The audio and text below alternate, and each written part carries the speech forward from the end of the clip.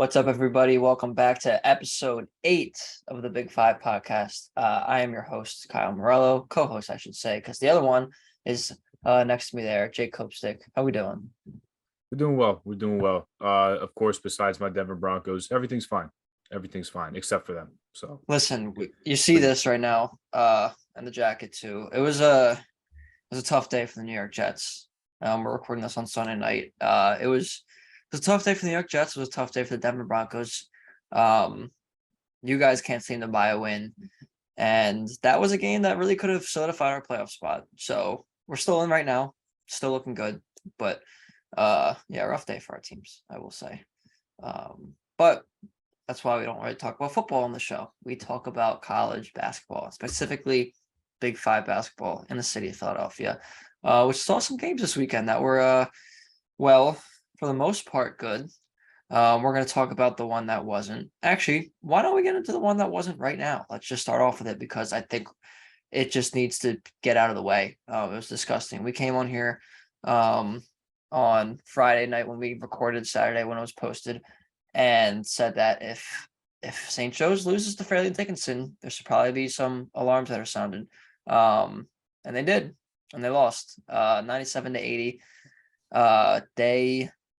Their defense was awful. Fairleigh Dickinson shot 57.6% from the field, 50% from three. 50% from three. That is disgusting. It's an NEC team. Like we were literally just talking about before we got on. That's awful. Eric Reynolds, 21 points on 5 of 14 from the field. Winborn, who you shouted out in our last episode, stepped up once again, 19 points on 6 of 11. St. Joe's had 17 turnovers. They didn't even shoot bad. They shot 45% from the field, 41 from three. Cope, first of all, I also realized my ring light wasn't on, so I'm going to do that right now. Hi, we're bright. Second of all, what happened? What happened with this team, man? So yeah, first of all, just to preface this is probably the worst loss. I'm not even gonna say probably. This is the worst loss that anybody in the Big Five has had this year. This tops Temple's overtime loss to Wagner earlier in the year because Wagner last year was a player in the NEC. They probably will be again with Bryant now leaving the conference. This was far and away the worst loss of any Big Five team they've had this year. And we talked very highly about St. Joe's, the gritty, gutsy performance that they had on Wednesday against Penn, where even though it wasn't great in the first half, they went down 27-10. They were able to come back and win in overtime. This was just a mess, really. I mean, they didn't really come out with any energy. Fairleigh Dickinson, who's smaller than them, was skying up for offensive rebounds in the first half. Beating them to the floor, beating them to the glass.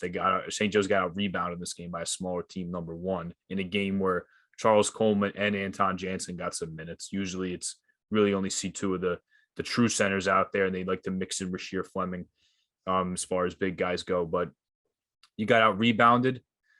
You let the other team shoot a very high percentage that should not happen, especially on your home floor against an NEC team.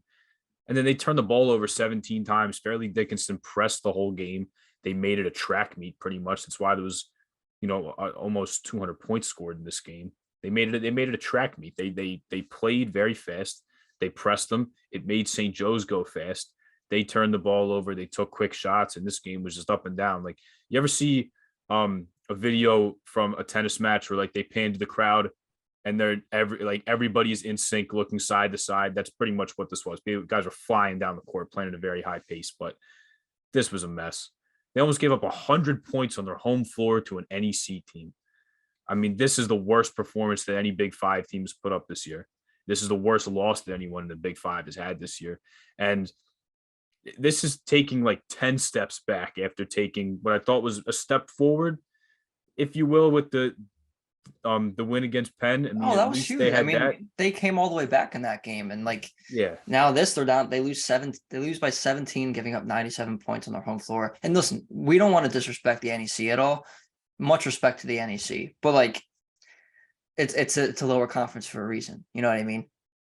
I mean, they're legitimately one of the lowest majors. When you talk about mid and low majors in college basketball, the NEC definitely a low major, and they're one of the lowest majors in Division I too. They just shouldn't happen. But to almost give up 100 points on your home floor, I mean, guys were just the defense was. it was not what it was Wednesday. And yeah, they gave up 81 to Penn, but that was an overtime and it was a back and forth game. Dingle and Slacker had Penn is an NBA pretty solid prospect on their games. Like team. it's, oh my God, the defense was just a disaster. I mean, guys were just wide open. There was one play where Fairleigh Dickinson's big guy in this early second half just walked up to the top of the 3-point line, and Rubino like just let him shoot it. Like guys were open. The rollers on pick and rolls were open. Guys were just getting wide open 3-point looks. Like the defense was very, very bad in this game. I mean, they almost give up 100 points. I mean, this was, like I said, this is like legitimately taking 10 steps back after maybe taking a step forward on Wednesday. Like this was just a disaster. This was a total disaster. The worst loss by the Big Five this year. Like I'll reiterate, I mean, defensively, like this was a nightmare. And a couple that was 17 turnovers as well. And they didn't even shoot that. Like the thing that's getting clouded here is that St. Joe's didn't shoot that bad this game. No. 12 of 29 from three. They shot over 45% from the field. And they lost by almost 20 on their home floor. Like this was a disaster. And I didn't see this coming at all. I thought that, hey, at least they can probably, it's against a lesser team. Even if they don't play great, they should still be able to win and stack another win after the one they had Wednesday. But this was a disaster. This was really, really bad. I hope they don't play any worse than this. I mean, the defense just was kind of non-existent at times, and to get out rebounded by that team as well, and then turn the ball over as many times as they did, like everything about it was not good at all. This was a total disaster from St. Joe's. Yeah, and like it begs the question again. I know we talked about it once a few episodes ago, and I think it will be a recurring question and topic on the show throughout the season. But like, where does this? What temperature is Billy Lang's seat right now? After only really getting a 1-year commitment from the new AD at St. Joe's, not having a great success before, this year. And then now, yes, they have the comeback win against Penn, which was great. And that was gutty. And probably some of that had to do with him, motivating his guys to come back in that game. But also, like, it's a really, really bad loss. This is really, really bad. And they didn't, like you said, they didn't show any effort or any defense or anything like that. Like, where is his seat stand right now? So, I mean, just to go off one game early in the season, obviously you want to see, like, you'll make that decision over a body of work, not really just one game. But the fact that, like, this is year 4 for him, this is still happening. Like it's not good for him. But the thing is, like I my point about him when we were talking about where kind of his seat's at right now, where he sits as far as job security, the one thing I'll bring it back to is the fact that he's a really good recruiting class coming in next year with Xavier Brown and Crisis Ndoko and Anthony Finkley. Like, he's got a good class now, and I don't think that they want to jeopardize losing all of that, because this is the best class that he's had so far. He's got a good group of freshmen now with Wimborne, Rasheer Fleming, and Lewis Bleachmore, but he's got a good group coming in next year. I don't think they want to jeopardize that or lose that. But also, like, again, it's St. Joe's is a smaller school with academic standards that are higher than some other schools. They have to. It's just, like, the group you take from is a little more selective than other schools. And this isn't a place where, like, you're just gonna be able to turn it around like that. You got to give coaches some time. But again, year 4, this is happening. I mean, what's going to happen when they go into conference play against an A10 that's, I think, up from a couple of years of the last couple of years. Even though it's been a good conference, like, they added a lot of really good new coaches this past offseason. They added a really good team too. Yeah, Chicago. Yeah, and they've been struggling a little bit. We'll talk about them because they're going to play, obviously, LaSalle and St. Joe's, so we'll talk more about them. But yeah, I don't really know. I don't think he's not getting fired in the middle of the season. I'll tell you that much. If it happens this year, it will happen after the season. But it's just that class coming in next year, I don't know if they want to jeopardize losing that, no matter how bad it is this year. If it keeps going downhill and they lose more games and then they finish as one of the worst teams in the A10, I still don't know if it happens simply because of the recruits they have coming in next year. I think that's a huge part of it. With that being like, hey, this is his best class. We should give him a year or two with this class to see if he can integrate these guys with the guys he already has there. And let's see what he can do with all of his guys in the program at one time. Some upperclassmen, some freshmen coming in. Let's see what he can do with all his guys across different classes. And I think that's a big part of it. And that specifically is going to be the reason why he keeps his job for a year, 2 years in the future, because of wanting to see, hey, let's give him enough time and see how he can build a program. But I don't imagine, like, on year 6, if he's still losing games like this and they're still not successful, then he's I gone. don't imagine that they're going to, like, the leash is going to be very long there. I still think there might be a little bit of leeway. You don't want, for a small school like that, you don't just want to keep hiring and firing guys. It's a hard place to win. Phil Martelli made it look very easy, which is another thing that I feel like people are looking at Lang a little differently for. Which is like expected, because he just had so much success over a quarter century. So made it look easy. Yeah, he did. He made it look really easy to win at St. Joe's because Phil Martelli was that good. And if we obviously can't look at Billy Lang when he's Phil Martelli, but for this to still happen in year 4, like I said, that's bad. He really has to finish out the year on a high note and has to have a good A10 season, because he hasn't had really any good ones in his 3 years he's been there. He's got to have a good in-conference season this year. Yeah, no, it's important. I mean, hopefully you can actually show something in the A10 this year. So that'll be interesting to watch. Speaking of A10 teams, there was an A10 team that visited the city of Philadelphia this Saturday, going to North Broad and Liacouras Center, and taking on Temple was VCU. And Temple ended up winning that game 83-73. Another great shooting game from a Big 5 school. They shot 50% from the field, almost 37% from 3. Caleb Battle, another really, really good game, 27 points on 7 of 19 shooting. Damian Dunn, another great game after his bounce back game against LaSalle, 17 points on 6 of 10. Zach Hicks, nice game, 12 points, 2 of 5 from 3. So 40% from 3 is not something that is bad at all. I was going to try to think of a different phrase. Couldn't think of one in time. It's okay. Jaleel White, 10 off the bench, which, I'm proud of. You don't see a lot of offense from Jaleel White. I know we talked about his ineptitude on offense, so proud of him for that. They did have 14 turnovers, which is not good, but they also forced 18 turnovers, so they kind of turned up the dial there defensively. Yeah, I mean, it was a really good win for the Owls. That's a quality opponent. VCU has been toward the top of the A10 for some time now, probably the last decade or a little more. What did you see from this game that Temple's kind of putting together some wins now, which is something that we've been talking about on this show that they need to do some consistency. So what did you see from this game? So the turnover battle right away is something I want to point to. The fact that they're going to force 18 of them. Yeah, you don't want to turn the ball over 14 times, but any time that you can win the turnover battle, obviously, is huge. This is a team where I thought their athletes matched up well with VCU and could bother them a little bit. And it definitely showed a little bit. Ace Baldwin had a good game for them. Typical Ace Baldwin game. He turned the ball over 3 times, but he gave you 4 steals and 9 assists as well. Had 16, led his team in scoring. So it was a good game from Ace Baldwin. But yeah, Jaleel White, hey, 10 points off the bench. He doesn't really have to shoot threes, but if he can give you something, if he can get to the basket, he's a great athlete. So he moves very swiftly. He's a great athlete. He's good laterally. He's good straight line. He's got good bounce. If he can get to the rim, get to the free throw line, try and get some points that way, I think that's huge for you. So he played 33 minutes in this game. He added 10 points off the bench. Good to see that, by him playing 33 minutes, I'm going to assume that he's healthy because he did miss a couple of games not too long ago. So good to see that he's healthy. Caleb Battle played the full 40 minutes and provided some offense for them that they're going to need. He's going to have to be that guy for them, even if he shoots, he didn't have a great shooting game in terms of efficiency, shooting 7 of 19. But hey, as long as he's a steady scorer for them, 27 points, he added 4 steals as well. Just bring energy, be the catalyst on offense. Whenever the team needs a bucket, be that guy that can get one for them. I thought it was a good game for them.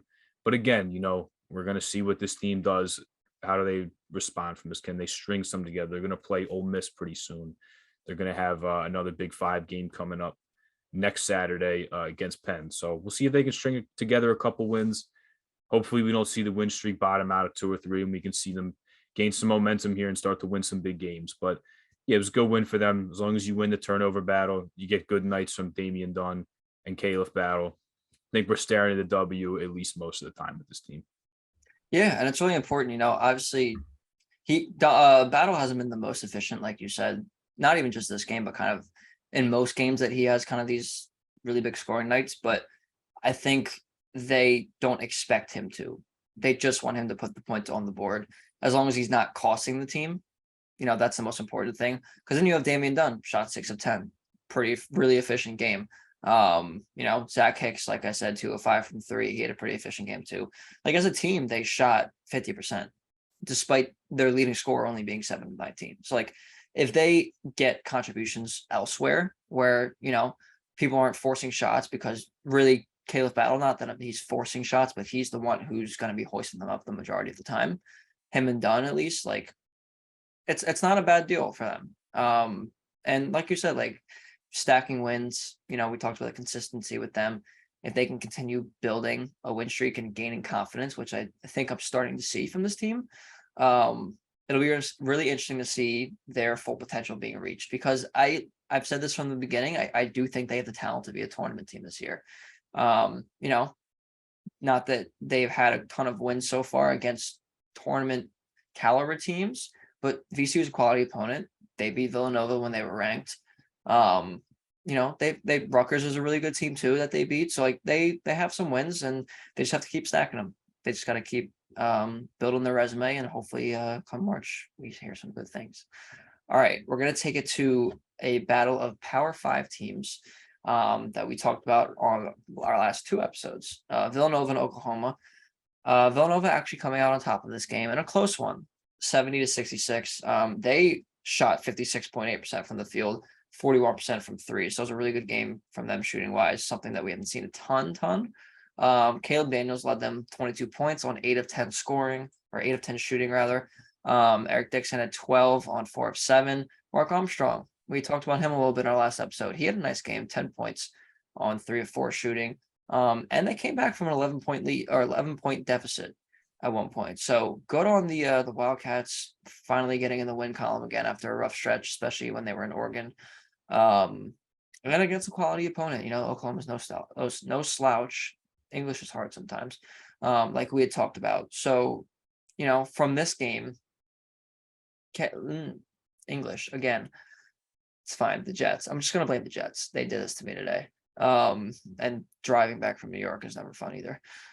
But what did you see from this Villanova team? A gutsy bounce back win. They were down 11, like I said. What did you see from them that impressed you? So the first thing I want to talk about is that we finally got to see Cam Whitmore play some basketball for Villanova. Yes, I can't even believe I forgot to mention that. He was on a bit of a minutes restriction coming off the thumb injury. He got surgery, I believe, October 12th. So, he's not even 2 months removed from a surgery. Still is going to wear a little bit of a wrap on that thumb. But he played 20 minutes, and right away, you can see why everybody raves about him. He's physical, he's powerful. He doesn't look like a freshman.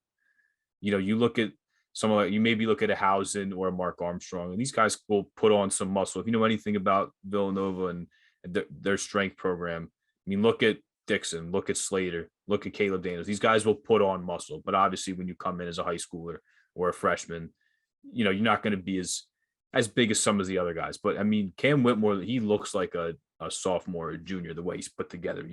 He's huge, and he had a couple layups where he just overpowered whoever's trying to guard him, and he was able to finish. He knocked down a step back 3, which is nice to see. And his defense is great too. He had 3 steals. He's very active. He's 6'8". He's a big guy with long arms, so he's able to guard a couple of different positions and really bother people with his length. But I just thought his presence gave his team a jolt that they needed. We talked all season about we'll wait till Whitmore and Justin Moore come back, and then we'll see what Villanova is as a finished product. And he just gave his team a lift. He gave them a big guy to play defensively, almost act as a Jermaine Samuels, give them a big forward to play defense with. And then offensively, he was able to come off the bench and score, even though he only played 20 minutes. So I thought his presence was huge, as well as Mark Armstrong finally getting the starting nod for the first time in his career. He had 10 points starting. He just gives his team another dimension and a change of pace from Chris Archdiakono, who's really just there to set the table for guys and to knock down threes when his number's called. Mark Armstrong's very fast. He gives his team a speed element, can get into the paint, can finish at the rim. So I thought his presence in the starting lineup, giving this team some speed and a driver and a guy who can get into the teeth of the defense, was huge. But their defense from, I would say, maybe the last chunk of the first half into the second half was a lot better. They gave up 20 points really quickly. Guys were getting open threes. Some of that is on Armstrong, and that's just because he's young. This Oklahoma team runs amazing sets in the half court. You know what I think about Porter Moser? He's a great offensive coach. They run great sets, great plays after timeouts, great inbounds plays. Anything that he can draw something up to get some easy buckets, he'll do that. And to start out, there was a lot of movement, a lot of cutting, a lot of plays where Nova was switching or doubling a ball handler, which left somebody open. But that'll come with these young guys. That's to be expected, is for, mistakes to happen on defense, especially when you're Mark Armstrong, to get thrown into a game like that where it's at the Wells Fargo Center, it's on national TV. You get your first start against a good team. That's going to happen. It's just going to happen with these young guys. So their 3-point defense got better. They still gave up quite a few threes. Grant Sherfield was 6 of 8. He had a really good game for the Sooners. Like I talked about, he was the guy that you had to watch out for them in our last episode. But just, again, a gutsy win for them. They went behind double digits early. They were able to come back. And then Caleb Daniels had a huge game and was able to bring him home with a huge 3 in the final minute to close this one out for him. So lots to like here. And they needed a feel-good win like that against a good team after they were reeling. They didn't win any games during Feast Week. This was one that they really needed. And it was because I thought their young guys gave them some really good minutes, some really good energy. And, I mean, Cam Whitmore's a terrific player. He's only going to continue to get better as he gets more minutes. He gets off the minutes restriction and his body gets back to 100%. But for Villanova overall, really, really good win for them in a lot of different areas. Their young guys gave him some good minutes, which, first of all, I just want to point out Jay Wright was on the broadcast for the first time, made his broadcasting debut for CBS. He sat next to Bill Raftery and Tom McCarthy on CBS, so that was fun to see. And he was even talking about, like, wow, look at this, Villanova playing their young guys. Who would have thought? So it was a fun win all around. It seemed like it was a great atmosphere down at the Wells Fargo Center and a big, much-needed win for the Wildcats. Yeah, I mean, huge. They, like we both mentioned, they were on a skid, and you don't want skids to snowball. So definitely a great bounce back win. And yeah, I mean, you could definitely tell Cam Whitmore's going to be big for this team. Especially even just, I feel like Caleb Daniels knows that he has to score. Him and Eric Dixon know that they have to be the scoring machines on this team because they just don't have a lot of bodies that can do that.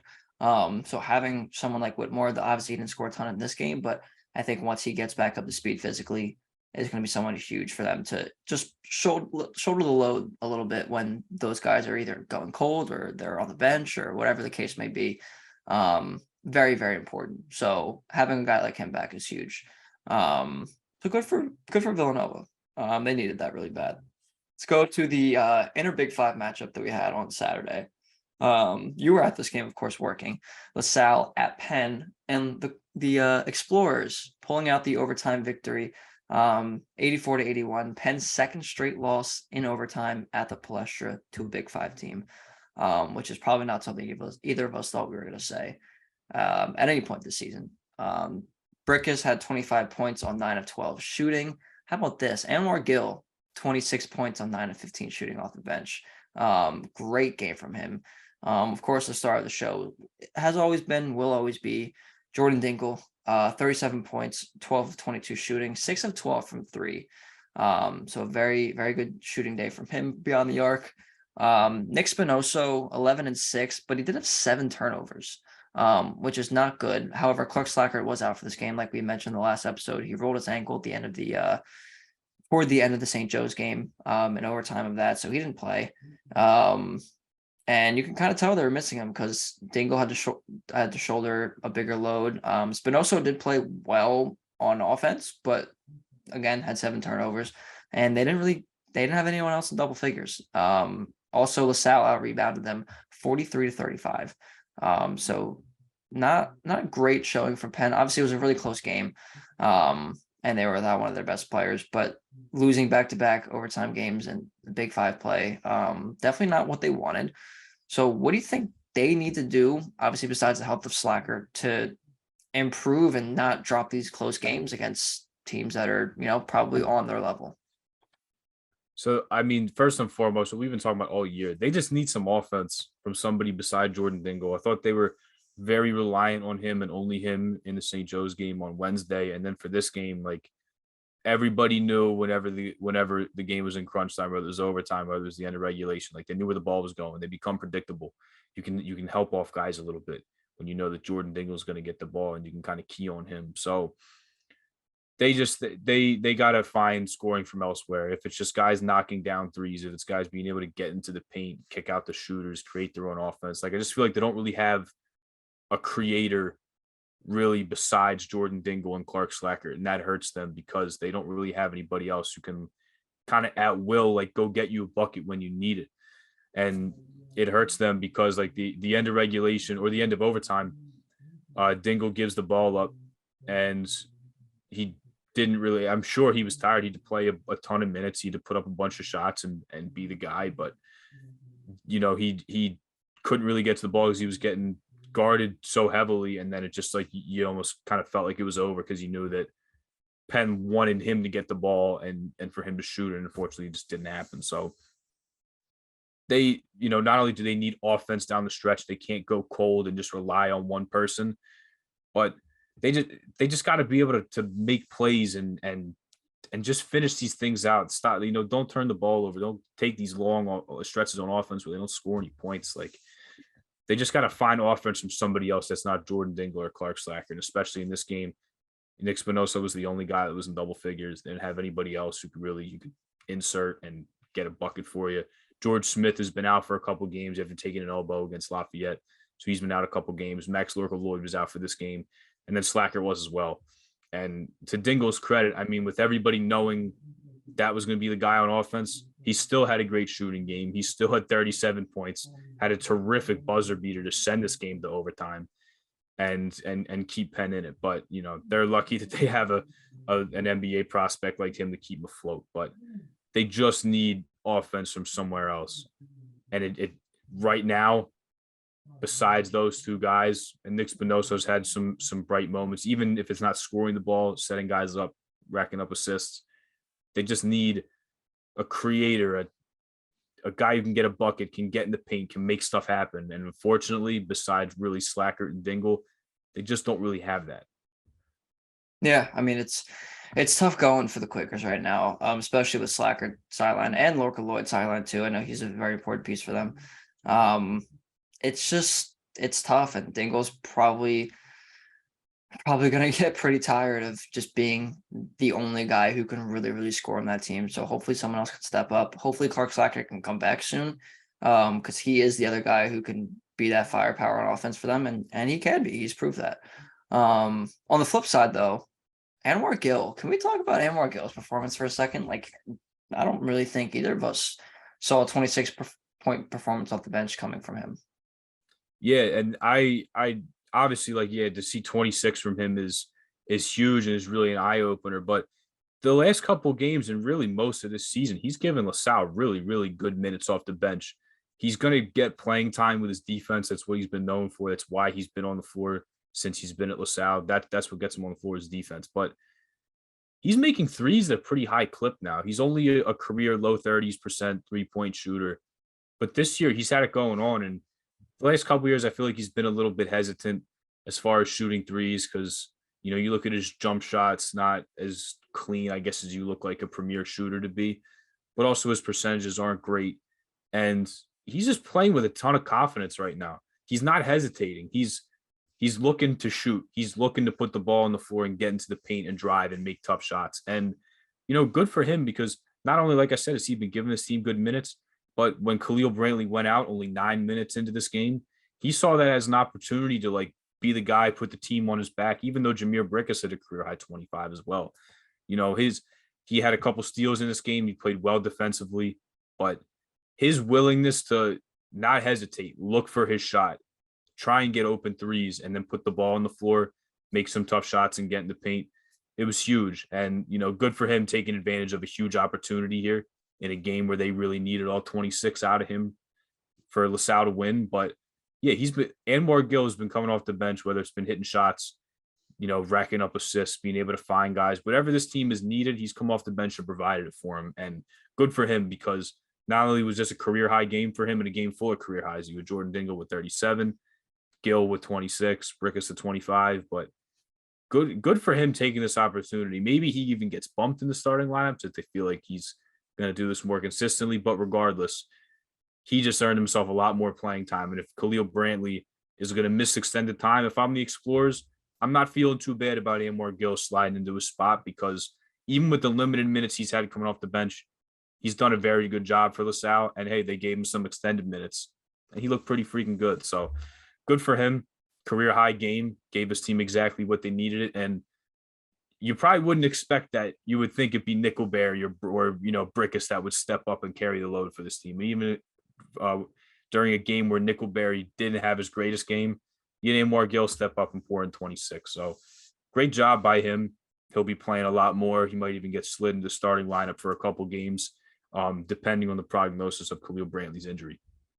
Yeah, and having great minutes off the bench like that is important for any team, but having someone who's known for his defense step up and score 26 and lead you in scoring, and then him and someone else who, Brickus can't score, but he's, I think, third probably on the guard hierarchy for scoring, and he puts in 25. They combine for 51 of their 84.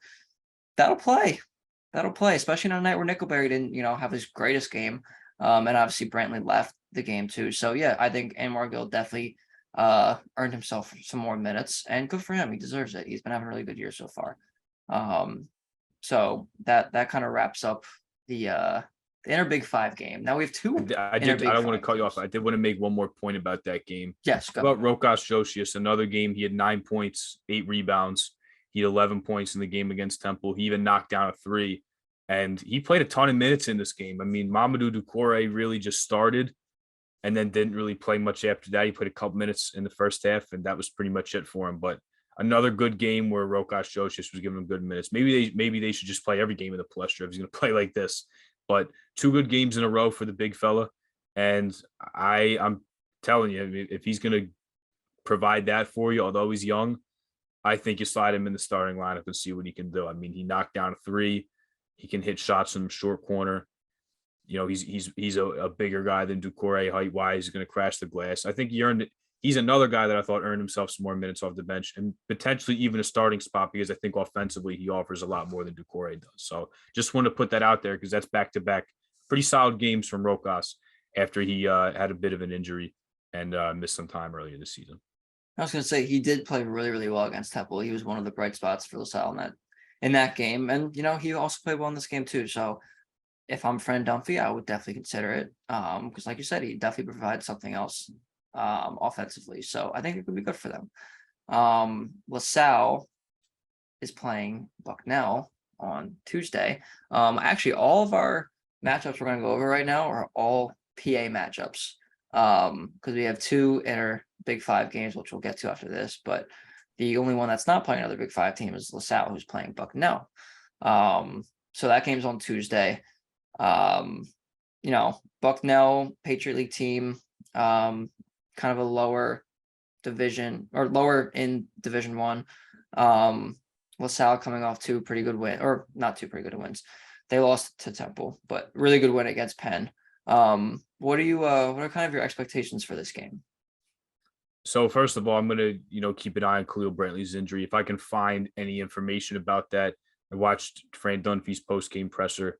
He said he's got to talk to the trainers as far as an actual timetable goes for maybe a return, whether he can come back and play in this game or he's going to be out for a little bit. So that's something to keep our eye on because if he's out, then we're going to see Anwar Gill start and we can see what he does with some starter minutes, as well as the center position, like I just talked about. I do think that Rokas Josias has earned some starting minutes here. If they're only going to play Ducouré a few minutes, it doesn't really matter who the starter is going to be. If one guy plays more than the other, I guess it really doesn't matter. But I just think we're at the point, we know what Ducouré is. He's a back to the basket guy. He's not a true 7-footer as tall as Josias is.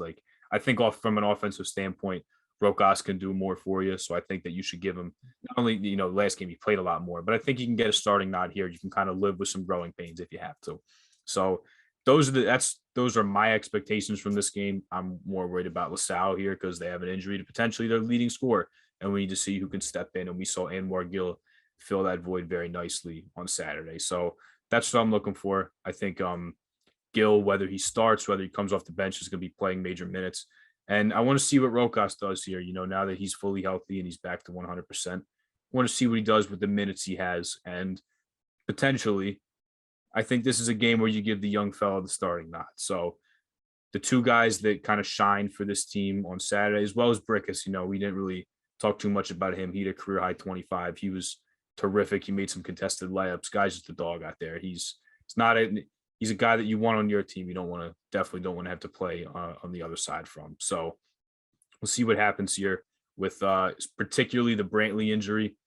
But I think Rokas I would be pleasantly surprised if we saw him get a starting nod coming up here. Yeah, definitely be pleasantly surprised. I think even for both of them, for Gill and Josias, I think it'd be really cool in a game like this. They're coming off 2 intense games against Big Five opponents, both of them who were perceived better than them. I mean, obviously Temple proved that, but Penn, they lost to. I think they might have the talent advantage in this one. So I think it would be a good idea to maybe try to get the young guys some more minutes and see what they can do with a little less pressure on them. So definitely something to look out for in that game on Tuesday at 7. Also Tuesday at 7, we have St. Joe's taking on Temple at the Liacouras Center. St. Joe's coming off a crazy gutty win against Penn and an awful, disgusting, embarrassing loss against Fairleigh Dickinson. And Temple stacking up some wins here, like we had talked about earlier when we went over their game against VCU. Personally, I think that Temple can definitely win this game. Obviously, sometimes they do play down to their opponents, as we've seen against Wagner and Vanderbilt. But I don't know who on St. Joe's is going to stop Caleb Battle. I don't know who on St. Joe's is going to stop Damian Dunn. And to be fair, I don't even know who's going to stop Jamil Reynolds. They don't have like a crazy amount of size on St. Joe's. So I think it'll be really interesting. Obviously, Eric Reynolds probably needs to play a really, really good game again for them to pull this one out, kind of like we talked about against Penn. I think Temple will win this game. I don't want to say like anything crazy kind of score-wise, but I do think they'll win this one, at least by a few possessions. Especially it being at the Liacouras Center too. I think that's an advantage for the Owls. What do you see in this game? So I think Temple wins this game. I think they'll actually win it pretty handily here. Not only is St. Joe's coming off a very bad loss, but Temple lost to this team last year. Temple they easily could have beaten St. Joe's last year. They lose to them at Hagan Arena, but this year they're at home. They're the better team. They're starting to string together some wins, and if they win this game, they will have a chance at an outright Big Five championship on Saturday at the Palestra against Penn. So I think that's also a factor here that could be motivating a little bit. Was, hey, if we win this one, we could potentially sweep the Big Five here on Saturday coming up here. But this St. Joe's team, like the defensive effort and the defensive execution for them was very, very bad on Saturday. I mean, that was as bad as it gets to almost give up 140 minutes on your home floor. And right now, I'm starting to think stock up with Temple right now. They put together some good wins kind of convincingly, both by double digits against LaSalle and then VCU here. I think they'll take care of business against St. Joe's. They'll avenge that loss from last year, and they'll potentially be staring down the barrel at a Big Five championship coming up here. So I think Temple wins. If St. Joe's is not going to play any defense and they're going to give up open threes, not only are Caleb Battle and Damian Dunn going to have good games, but a guy like Zach Hicks could really hurt you here with multiple 3-pointers if you're going to give him open looks. So he's a guy I'm looking at here because all the attention is going to be on Battle and Dunn. People are going to be keying on them, maybe trying to double them in the lane, trying to get the ball out of their hands. But if they're not going to rotate and they're going to leave shooters open, I think Zach Hicks is a guy to keep your eye on in a game like this who could take advantage of a lot of open looks from 3. Yeah, and that'll be huge for Temple. They his production when Zach Hicks produces and he's hitting his threes, it's a really, really big element for this Temple team because we're kind of used to them relying on Battle and relying on Dunn, even to an extent Reynolds too. I mean, he kind of provides something else more than just scoring. But if Zach Hicks can play like he has been, because he's been doing well the last few games, if he can continue that. Definitely will be huge for them, but I'm not sure they even completely need him against the St. Joe's team. I'm just I'm not confident at all in their defense. Like, yes, they did have the win against Penn, and that was a really good win, and I don't want to discredit that at all. But uh, giving up 97 points to Fairleigh Dickinson, and then before the Penn game, losing to South Florida, it's just it's not a good way. It's not a good way to to operate. So I definitely think I don't even know if they'll need Hicks's scoring, but if they get it, it'll definitely be something that's obviously welcomed.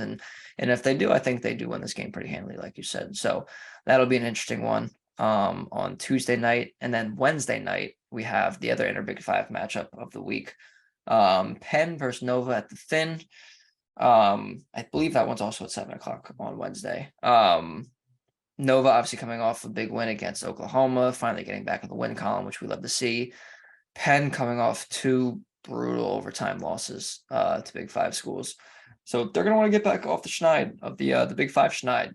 And this one, we talked about Cam Whitmore coming back. We talked about Clark Slackert's injury. What do you think is the biggest storyline in this game? So in my opinion, I think the biggest storyline is, again, what are we going to see from Cam Whitmore? This is another game where I think stock is major up with Villanova and big time down with Penn, given the injuries that they have and the fact they lost two crushers in overtime at home to Big Five teams. So now you have to go to the main line. You have to play against the presumptive preseason best team in the Big Five here. And they just came off a huge morale boost, a huge win on Saturday on national TV at the Wells Fargo Center against a good team in Oklahoma. And now they have a big time freshman in Cam Whitmore, who's got a game under his belt. That's the storyline I want to see. I think that's going to be a huge storyline for Nova all year. We know what a healthy Justin Moore can bring to Villanova. I'm sure by March and by tournament time, he will be healthy, and this team will look completely different than it did 2 weeks ago. But it's what Cam Whitmore will bring to the table. I don't think some people realize how good this guy can be. He's a legitimate lottery pick, maybe top 10, maybe if he plays out of his mind, top 5 pick. But to me, like that's what's going to be the next couple of weeks for Nova is how are we going to integrate Cam Whitmore? How quickly are we going to take the kid gloves off him with his injury? How quickly is he going to get back to 100%? And then potentially move into starter minutes for this team. So that's the biggest storyline for me is how he's going to play. I think his power, his physicality, his athleticism is a problem for anybody, let alone this Penn team that I think will have a good game with his size and his quickness. So to me, that's the big storyline here. Well, again, he played 20 minutes his first game. We'll kind of use that as a baseline from here going forward to see if, maybe he needs to kind of hit the brakes a little bit, get less minutes, or if they're just going to keep working him up to where they want him to play maybe 30, 35 minutes a game. So to me, that's the big storyline. And I think he'll actually have a very good game here as well, depending on the minutes he have, but could be a good game here for Mr. Whitmore. Cause I think his intangibles, it's just hard for anybody to match up with, let alone a team like Penn, where if they don't have Max Lorca-Lloyd here, not going to have a ton of size in the middle to match up with a guy like that. Yeah, I think he's going to give Penn fits. Obviously, it depends how much he plays because, you don't want to overwork a freshman just coming back from an injury, playing a second college game. But I definitely think at some point, like you said, they're going to want to take the training wheels off. Not that it'll be in this game, but I think working up to a place that's, where he's playing, 30 plus minutes a game like he should be because he has that talent too. I think that's important. So, he played 20 minutes last game. Maybe he plays 24, 25 this game. Kind of building up the fitness to getting to where he wants to be. So I think that'll be huge. Plus, the more minutes he plays, definitely the more difficult opponents will have, a difficult time opponents will have. So, and plus, like you said, Nova stock, started to creep back up a little bit. I don't want to overreact to one win. Obviously, you don't want to overreact either way, anywhere. But Penn coming off two brutal losses, I definitely think their stock's a little more down at this point. So I do think Nova pulls off this win, which would just be a brutal 3-game stretch for Penn here. But they had 2 games right for the taking against LaSalle and against St. Joe's. So if they could pull this one out, I would be very impressed. They were coming off a 4-game win streak before this little Palestrina skid that they've had. But ultimately, at the end of the day, I think Nova wins this game. I think it'll be decently close. I think Dingle will keep the minute, but also I think he might get frustrated with some of the bodies that get thrown at him. on Villanova's side. So it'll be interesting, but definitely some fun matchups this week, and that is one of them. So looking forward to another great week of Big Five basketball, especially with two Big Five matchups. And LaSalle playing Bucknell, which is a cool PA matchup too. So definitely love to see that. So I think that's all I got. Anything you wanted to add? No, all good. I'm not going to rant about the Broncos. I'll stay focused on college basketball for now. And I'm not going to rant about the Jets, although, I am impressed at how much fight they had, but at the end of the day, you got to score touchdowns. So that's all I have to say about that. But yeah, that's all I got. That's all we got. So thank you all for tuning in once again. I say it every time, but I really do mean it. We do very much appreciate your support, your following, your subscribing, all of that. It does mean a lot to us. So thank you for all of that. We very much appreciate it. So yeah, make sure you like and subscribe on YouTube. Make sure you follow us on Twitter and Instagram at Big Five Pod. Make sure you listen to the audio only versions if you as I always say, you don't want to see all this on Spotify and Apple Podcasts. You can definitely get our content many different places.